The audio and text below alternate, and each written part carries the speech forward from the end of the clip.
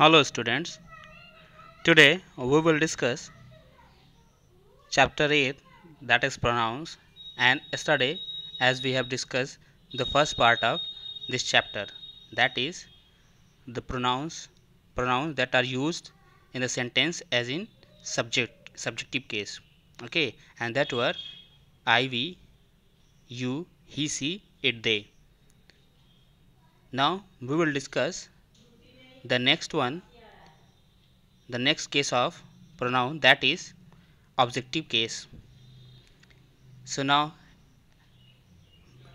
move ahead to the topic. Okay, so before this there are some before I explain the whole scenario, let's look at the examples that are given in your book. So here some words are given in bracket, that is me, here me, you, him, her, it, us, them. अब ये समझना है आपको कि इसमें मी किसके लिए है, यू किसके लिए है, हिम किसके लिए है, हर, इट, अस, देम कब यूज़ करते हैं और किसके लिए यूज़ करते हैं. ओके, जैसे कि कल मैंने बताया था कि सब्जेक्टिव होता है, तो जिसका सब्जेक्टिव होता है उसी का ऑब्जेक्टिव भी बनाते हैं. ठीक है, तो सब्जेक्टिव में मैंने कल 3 ग्रुप्स कैटेगराइज किए थे, और जो कि थे I, we, first one, second you, and third में मैंने बताया था कि कौन कौन आएंगे, he, she, it, and the last one is they.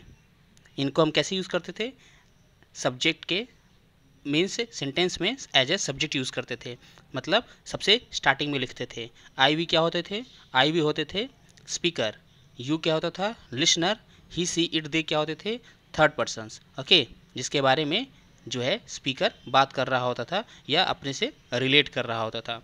Okay, now अब हम समझेंगे कि ये जो सब्जेक्ट का ऑब्जेक्ट भी होता है, तो ये सब्जेक्ट कौन सा वर्ड किस सब्जेक्ट का ऑब्जेक्ट है. ओके, तो यहाँ देखिए, यहाँ सबसे पहले आया है मी, तो मैंने क्या बताया था फर्स्ट ग्रुप में, आई. ठीक, तो ये किसका सब्जेक्ट है, ऑब्जेक्टिव है मी का, आई का. ठीक है, तो मी किसका हो गया ऑब्जेक्टिव, आई का. यू किसका ऑब्जेक्टिव हो गया, यू का ऑब्जेक्टिव हो गया, यू का ऑब्जेक्टिव होगा. तो याद रखिएगा इसका सब्जेक्टिव भी यू होता है, ऑब्जेक्टिव भी यू होता है. ओके, हिम जो है किसका होता है, थर्ड पर्सन ही का. ठीक है, ही का ऑब्जेक्टिव होता है. हर किसका ऑब्जेक्टिव होता है, हर सी का ऑब्जेक्टिव होता है. इट ही रहता है, ये इट का ऑब्जेक्टिव होता है. तो हमको दो ऐसे मिल गए जो सेम रहते हैं, यू का यू और इट का इट. अस किसका होता है, अस होता है वी का, जो फर्स्ट पर्सन था हमारा वी उसका. और देम किसका होता है, देम होता है लास्ट वन जो बच गया दे का. ठीक है, तो दे किसका ऑब्जेक्टिव होता है, दे जो है दे का ऑब्जेक्टिव क्या होता है, दे का ऑब्जेक्टिव होता है them.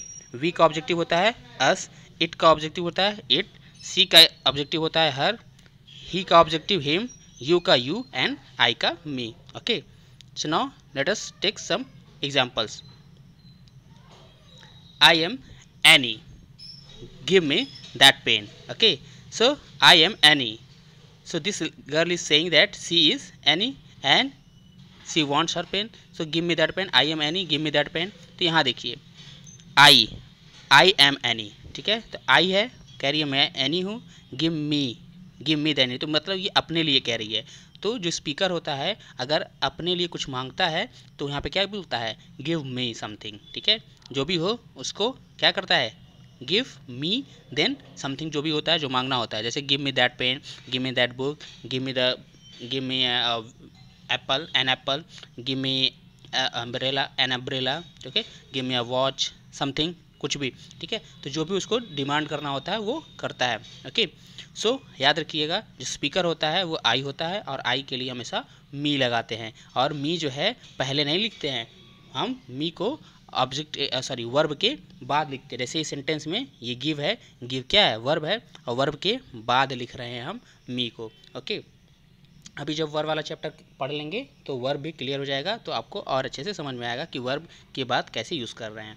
Okay, here I and me stands for Annie, तो एनी के लिए आई और मी स्टैंड्स करता है। Okay, now the next one, where he and he is Aditya call him now, he is Aditya call him now, वह आदित्य है उसे अंदर बुलाओ। ठीक है, तो यहाँ पर देखिए ही पहले ये एज ए सब्जेक्ट यूज़ हुआ, ही इज़ आदित्य, क्योंकि हम उसके बारे में इंट्रोड्यूस कर रहे हैं, तो हम यहाँ पर ही को एज ए सब्जेक्ट यूज़ करके उसको इंट्रोड्यूस करेंगे। उसके बाद क्या कर रहे हैं, कॉल हिम, हिम जो है क्या हो जाएगा, ये इसको हम फिर से क्या करें, उसे बुलाओ, उसे बुलाओ। ठीक है, तो यहाँ देखिए कॉल क्या है, कॉल करना, पुकारना, बुलाना। ठीक है, ये भी क्या है, एक्शन वर्ड है और जो कि वर्ब है। ठीक है, और यहाँ पर जो हिम होगा वो ऑब्जेक्ट की तरह यूज़ हुआ है इस पर्सन आदित्य ही के लिए। ठीक है, तो here he and him stands for Aditya, ये दोनों के दोनों किसके लिए है, आदित्य के लिए है। हिम ऑब्जेक्टिव है और ही सब्जेक्टिव केस में है। Okay, so now we are boys talk to us. ठीक है, we are boys talk to us, तो there are two peoples, there are two peoples, और मैंने बताया था वी क्या कब यूज़ होगा, जब एक से ज़्यादा लोग होंगे।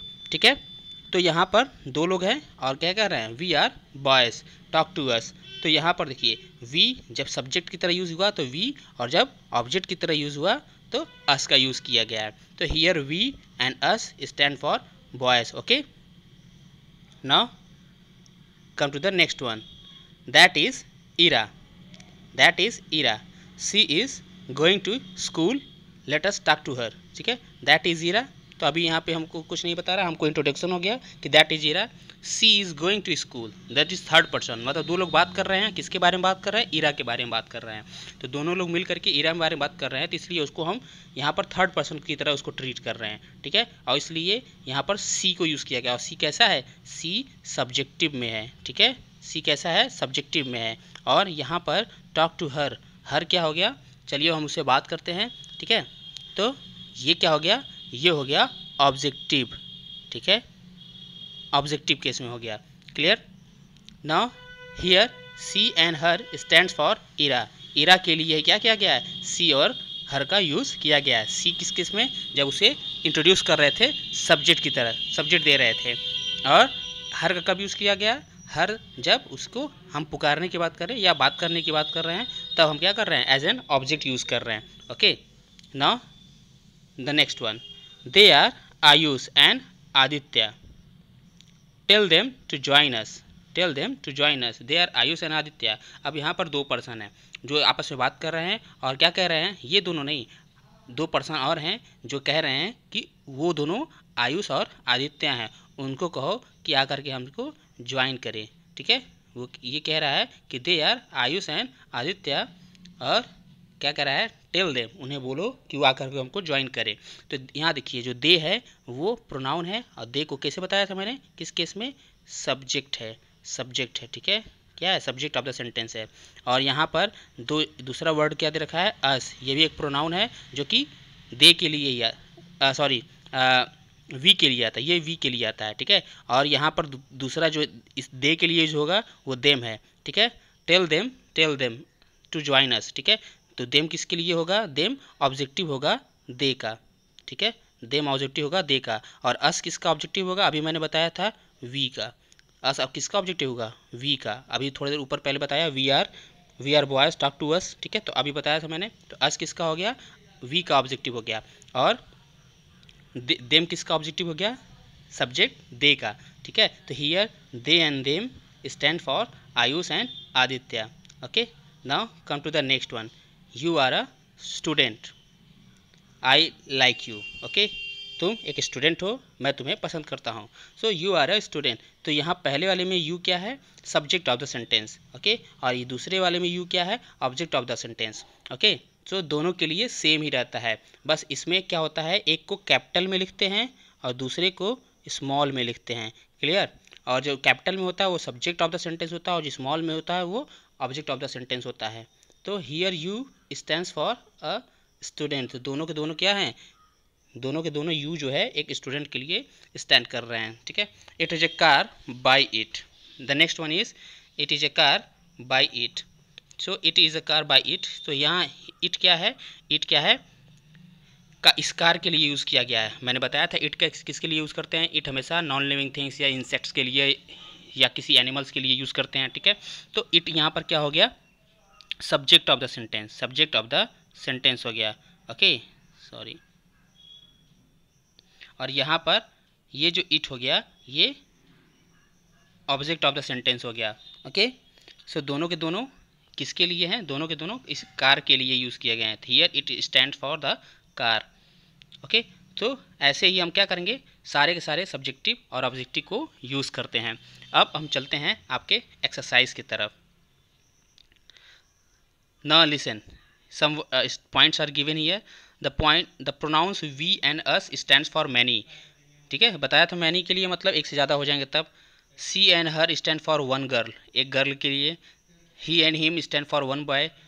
the pronouns they and them stand for many थी। तो मैंने बता दिया था कि I क्या होगा, सिंगल के लिए मतलब खुद के लिए। you क्या होगा, you सिंगुलर भी हो सकता है, you प्लूरल भी हो सकता है, ठीक है। और she him she he और इट ये सिंगुलर होंगे, ठीक है। दे वी प्लूरल होंगे और यू भी प्लूरल हो सकता है, ठीक है, जब एक से ज़्यादा लोग हो जाएंगे। So now let's move ahead to the exercise of your this chapter that come to exercise 1।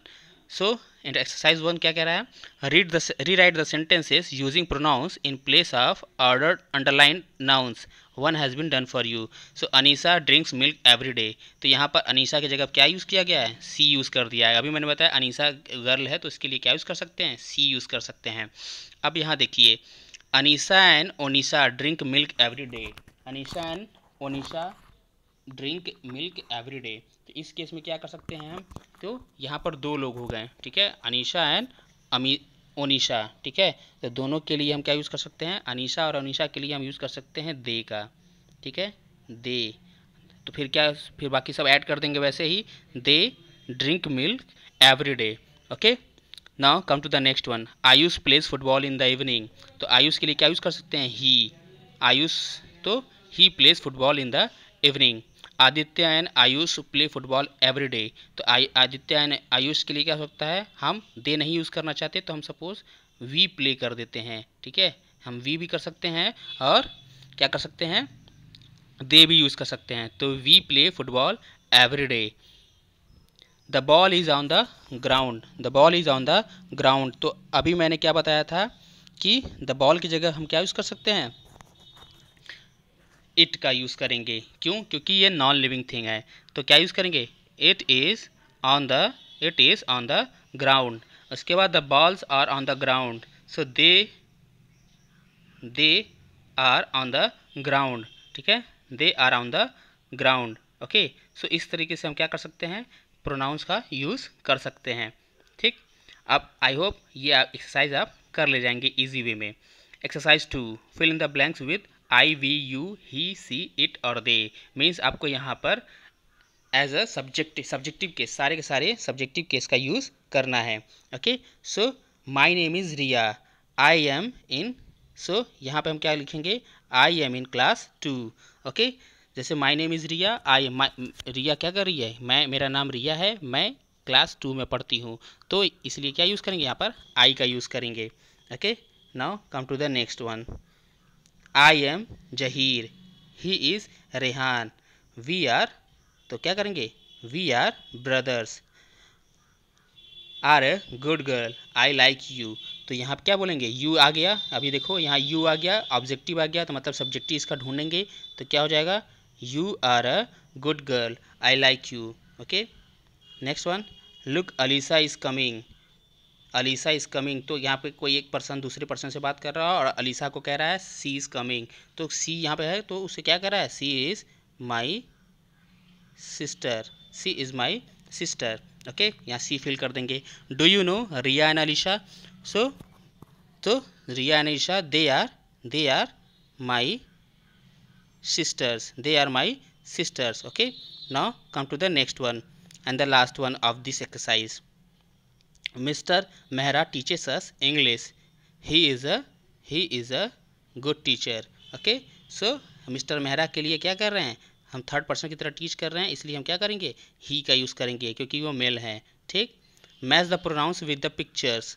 अब यहाँ एक्सरसाइज 3 क्या कह रहा है, match the pronounce with the pictures. तो यहाँ पर देखिए ही है, सी है, तो ही के लिए क्या कर सकते हैं हम, ही, she, it, we, me use कर सकते हैं। ठीक है, तो आते हैं हम एक फिगर को देखेंगे और देखिए पहला फिगर क्या है, बर्ड का। बर्ड कैसी है, ये एक मतलब बर्ड किस कैटेगरी में आएगी, इट वाले कैटेगरी में, जिसके साथ मैंने बताया था कि बर्ड्स के लिए, इंसेक्ट्स के लिए, एनिमल्स के लिए, नॉन लिविंग थिंग्स के लिए हम किसका यूज़ करते हैं, इट का। तो हम इसको किससे मिलाएंगे, इट से मिला देंगे। ओके, अब यहाँ पर देखो सी किसके साथ जाएगा, सी जाएगा इस अकेली लड़की के साथ। ही किसके साथ जाएगा, इस अकेले लड़के के साथ जाएगा। दे किसके साथ जाएगा, इस दो पर्सन्स के साथ जाएगा। और बाकी जो बच गया we and me. Okay, we and me, तो हम यहाँ यूज़ कर सकते हैं वी इस फैमिली के साथ, पूरी फैमिली के साथ, और मी जो हो सकता है हम चाहें तो इस लड़के के साथ यूज़ कर दें। ठीक है, इस लड़के के साथ जो उसके ऊपर मैं छिप गया थोड़ा सा। ठीक है, इस लड़के के साथ यूज़ कर सकते हैं, या आप चाहो तो इसके साथ यूज़ कर सकते हो। तो यहाँ लड़का अपने तरफ इंडिकेशन किया है, तो आप मी इस वाले लड़के के लिए यूज़ करना, मी इसके लिए यूज़ करना, और ही को इस वाले लड़के के साथ यूज़ कर देना। Okay, now with this we in this chapter. I hope कि आप एक्सरसाइजेस कर ले जाएंगे और आपको ये चैप्टर समझ में आया होगा और आप इससे कुछ सीख पाए होंगे। अब आप क्या करेंगे, आपका एक काम होगा कि ये इन एक्सरसाइजेस को करने के बाद आप अपने से कुछ सेंटेंसेस लिखेंगे। I, we, he, she, it, they, you का यूज़ करके, और उनका ऑब्जेक्टिव भी यूज़ करेंगे। सो तब तक के लिए thank you, bye bye, take care.